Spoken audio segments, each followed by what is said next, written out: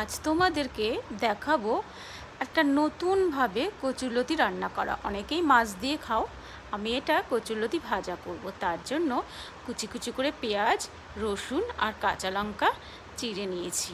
পেঁয়াজগুলোকে একদম মিহি মিহি করে একদম সুন্দর করে স্লাইস স্লাইস করে কেটে নেবে।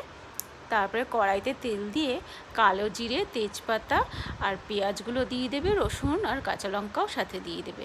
ওগুলো লাল লাল ভাজা হয়ে গেলে কচুরলতিটা দিয়ে দেবে। কচুরলতিটা কাটার সময় মাপটা কিন্তু এক সাইজের রেখো, তাহলে দেখতে ভালো লাগে।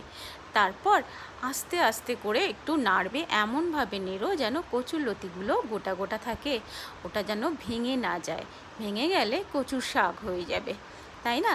আর এর মধ্যে নুন মিষ্টি আন্দাজ মতন দিয়ে দিও। ব্যাস, তৈরি হয়ে গেল সুন্দর স্বাদের কচুরলতি ভাজা।